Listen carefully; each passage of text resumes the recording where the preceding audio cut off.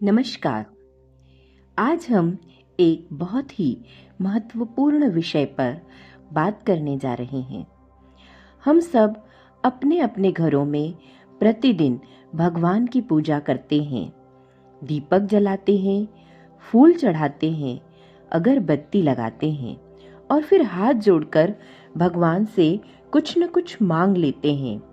लेकिन क्या आपने कभी यह सोचा है कि क्या हमारी पूजा सच में शास्त्रों के अनुसार होती है? सच्चाई यह है कि आज भी 99% लोग पूजा की सही विधि नहीं जानते। हम पूजा तो करते हैं, लेकिन अनजाने में ऐसी गलतियां कर देते हैं जिससे पूजा का पूरा फल हमें नहीं मिल पाता।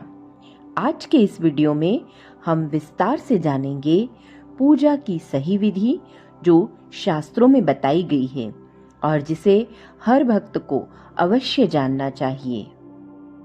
शास्त्रों के अनुसार भगवान की पूजा करने से पहले शरीर और मन दोनों की शुद्धि आवश्यक है। पूजा से पहले स्नान करना श्रेष्ठ माना गया है। स्नान केवल शरीर की सफाई नहीं करता, बल्कि नकारात्मक ऊर्जा को भी दूर करता है। यदि किसी कारणवश स्नान संभव न हो तो कम से कम हाथ, पैर और मुख अवश्य धोएं। लेकिन केवल शरीर की शुद्धि पर्याप्त नहीं है। मन की शुद्धि उससे भी अधिक आवश्यक है। यदि मन में क्रोध, ईर्ष्या, द्वेष या अहंकार हो तो पूजा का प्रभाव कम हो जाता है। शास्त्र कहते हैं भगवान को सबसे पहले शुद्ध मन अर्पित करना चाहिए। अधिकतर लोग पूजा तो करते हैं, लेकिन पूजा स्थान पर ध्यान नहीं देते।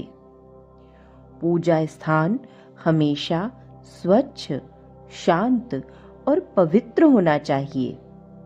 घर में पूजा के लिए एक निश्चित स्थान होना चाहिए जहां अनावश्यक वस्तुएं न रखी हों। शास्त्रों के अनुसार पूजा स्थल का मुख पूर्व या उत्तर दिशा में होना चाहिए। पूजा करते समय भक्त का मुख भी पूर्व या उत्तर की ओर होना चाहिए।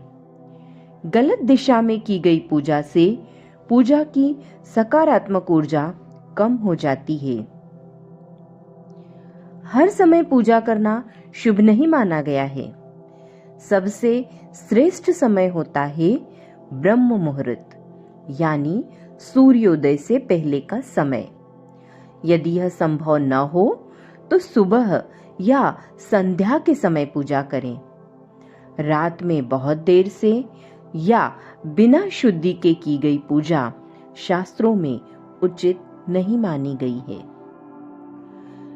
दीपक पूजा का सबसे महत्वपूर्ण भाग है, लेकिन 99% लोग दीपक जलाने की सही विधि नहीं जानते।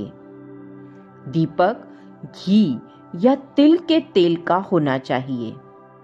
दीपक हमेशा दाएं हाथ से जलाना चाहिए। दीपक भगवान के दाईं ओर रखा जाता है और हमेशा जलाने से पहले दीपक को पूरी तरह से स्वच्छ कर लेना चाहिए। भगवान को चढ़ाया गया जल शुद्ध और स्वच्छ होना चाहिए। फूल कभी भी टूटे, सूखे या मुरझाए हुए नहीं होने चाहिए। अक्षत यानी चावल साबुत होने चाहिए, टूटे हुए नहीं। शास्त्रों में कहा गया है भावना शुद्ध हो तो भगवान पत्ता भी स्वीकार कर लेते हैं। मंत्र बोलना और मंत्र जाप करना दोनों अलग अलग बातें हैं। मंत्र जाप करते समय मन पूरी तरह एकाग्र होना चाहिए। मंत्र का उच्चारण स्पष्ट और शांत स्वर में करें। माला से जाप करते समय सुमेरु को उल्लंघन न करें। मंत्र की शक्ति विधि से जाप करने पर ही जागृत होती है।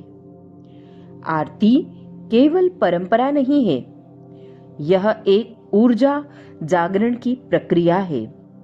आरती हमेशा दाएं से बाएं दिशा में घुमानी चाहिए। घंटी या शंख बजाने से नकारात्मक ऊर्जा दूर होती है। आरती करते समय मन पूरी तरह भगवान में लगना चाहिए। पूजा के अंत में सच्चे मन से प्रार्थना करें। अपनी भूलों के लिए भगवान से क्षमा मांगे। सिर्फ अपने लिए नहीं, बल्कि पूरे संसार के कल्याण की कामना करें।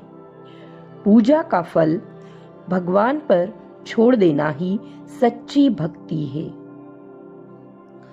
पूजा दिखावे से नहीं, श्रद्धा और विधि से पूरी होती है। जब पूजा शास्त्र अनुसार की जाती है तो जीवन में शांति, सकारात्मकता और ईश्वरीय कृपा अपने आप आने लगती है। यदि आपको यह जानकारी उपयोगी लगी हो तो इसे अन्य भक्तों के साथ अवश्य साझा करें। जय श्री राम, जय माता दी, हर हर महादेव।